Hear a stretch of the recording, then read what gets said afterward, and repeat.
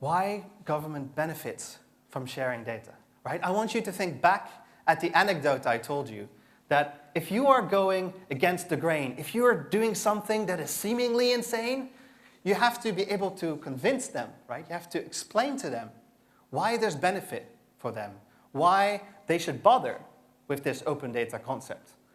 And for governments, it's not just that citizens can use the data, but it's also that they can become better governments, right? 2 points. The first one is perhaps the most obvious one, is public participation. If you're a civil servant, you might sometimes forget, but it means to serve the people, right? And what better way to serve the people than to have a finger on the pulse, to have direct ways of communicating with the citizens and figure out what they need, what their concerns are. This is one of the applications. It's called See, Click, Fix. It tells you what it does. It's a tool that citizens can use when they spot that something is wrong with their environment. They can see it, they can click on it, they can click on it on the camera, and they can report it. So maybe a neon sign has fallen off on the streets of Hong Kong, and you want that cleaned up, or there's a pothole in the road that you want fixed. This is one of the tools that allows you to feedback to government, right? It allows you to be the eyes and the ears of government in a non-creepy way. Okay, there's another tool. This is a great, fantastic tool. There's so much to do with this tool that I beg for you to look into it. But the only thing I want to point out now is that it has that little box in the middle there that has the pop vox, right? It's legislation that's under development, but here people can vote on it. If they care about the legislation, they can express whether they think that this legislation is actually a good idea or not, right? But if there's really just one thing that I wish governments would buy into, that they would understand, right, is that if sharing is caring, they shouldn't just share for the sake of their citizens, right? They should also share for the sake of themselves. That if they open up the data sets for the public, they can also make use of it themselves, right? If you talk to any government official and you talk about them about cross-departmental projects, they're like, whoa, not going there.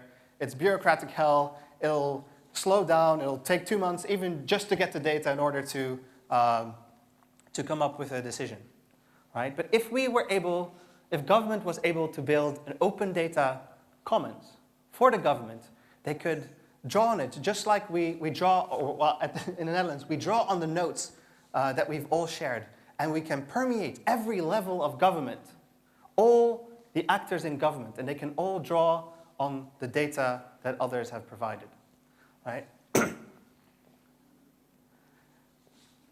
Governments, they fear being tracked, just like people fear being tracked, right?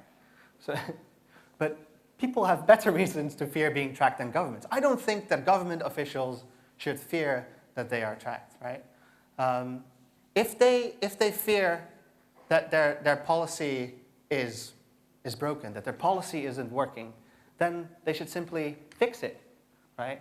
If they see the metrics, if we can see the metrics that their policy isn't working, we are reasonable people. We won't immediately say that they should release office, right? We'll ask them, why don't you just improve it? Why don't you just fix it, right? But it's only when they open up the data, when they show us the metrics of what they are doing, that we can hold them accountable for what they are doing. And it's only then when all our incentives are aligned, when both government officials and citizens are looking at those metrics and seeing like, hey, this is the way forward, and you're actually doing a good job at it, and we can trust you to do a good job of it because here we have the metrics. I think that's when we finally will have a truly efficient and an effective government. And that's really the big buy-in for government to have with open data. This app here is called GovStat.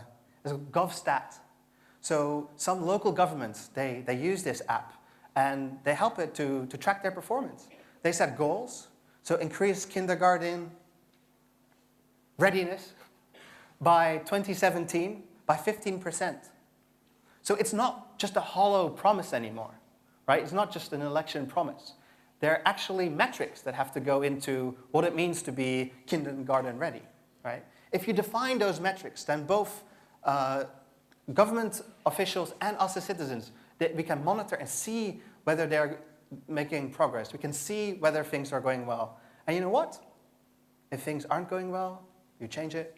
If things are going well, you just do more of the same. It's really that simple. They can really use this tool. Another great idea is that government doesn't have to do all the work anymore. Right? This is a great example of that. It's prescription analytics. So prescriptions is when you get medication. Right? Medications, they are patent encumbered, which means that a lot of the medication that you get will have a brand on it. But sometimes they're old, sometimes the patents no longer hold. And that's when you can get generics, right? Off-brands. They are a lot cheaper, maybe sometimes 10 times cheaper as the branded ones, and they work just as well. This is an overview of which areas in the UK still use the branded ones, right? Where actually, by using generics, the governments could save hundreds and hundreds of millions of pounds. So this is greater efficiency. And this is something that citizens found out. The data was there in government, but they didn't know. They didn't know what to look for. Right? So what's preventing them? What's preventing government from just embracing all of this? Okay? And really, if you walk up to your government official and, and he says, well, you know, that's just simply not how we do things around here. It's an opportunity for you, right? It's an opportunity to find out what the constraints are. What are the conditions that government operates under? Really, truly, when I started out here, I had no idea what the issues were. And I think, even now today, I think, like, what we've learned in Hong Kong might not be a universal playbook for everyone. But there's two things that bother Hong Kong government. Okay? There isn't a culture of risk-taking, right? Government officials, they're not rewarded for taking well-calculated risks, right? So if you want open data to be successful, you need to have support from a high-level official, right? You can't just trust on the mid-ranking ones. We're guilty too. It's not just the government after all. Okay? Civil society and our brand of journalism is based on the gotcha, right? You make a mistake, I gotcha, right? You make a very simple slip up, I put it on the front page, I sell more newspapers. You look bad, I look great, more newspapers sold, right? And this is something that as open data advocates, we have to be very careful about. You know, we have to convince and persuade the government officials that when they slip up, when they make a small mistake in their data sets, you know, we're going to be tolerant of mistakes. Just as they should be risk tolerant, we should be tolerant of their mistakes, right? Because if they start feeling comfortable with releasing data sets and that they know that they will be judged across the board, not just on a single instance, this is when they will start to really release more interesting data sets. Because this is Hong Kong today. The data sets that we have are somewhat superficial, right? They're of the type of adding economic value. They're data sets of convenience. Almost none of them are about government performance, right? We cannot really measure, we cannot track. We cannot improve government by the data sets, with the data sets that we have today, right? So our government will claim that they are open, right? That they're transparent. Because they have an open data portal, they have to be open, they have to be transparent. But if we stop here, right? If we stop and say, your mission is successful, then I think we have not only failed ourselves, but we've failed our governments as well to explain to them what the true value of open data is. I'll just wrap up here and tell you how you can help. I've heard that there are 166 cities represented in Asia. That means that there's over 200 governments in Asia that could benefit, that have a chance of hearing about open data and hearing about what the benefits are, what the benefits it could bring them, right? First thing you can do is bringing the Open Knowledge Foundation to your hometown. Look at openknowledge.org/local. Look if there's already a local initiative. Find the ambassadors. And if there's one, you can start carrying the banner for your city. Second, find your government champion. So if you have started your local chapter, engage with government. You'll find that they're not a black box. Okay? They're humans too. They have dreams. They have aspirations. And some of them are just waiting for the opportunity to grasp. Open data can be a career-defining move for some of them. If you explain to them how this works, right? If you take examples from abroad and show it to them, some of them will take the risk. Some of them will be your champions in government, right? And finally, share your knowledge, right? Open data is really a novelty in Asia. Gov.Taiwan, wow, they're really ahead of the curve. But the rest of us, we're kind of lagging behind, right?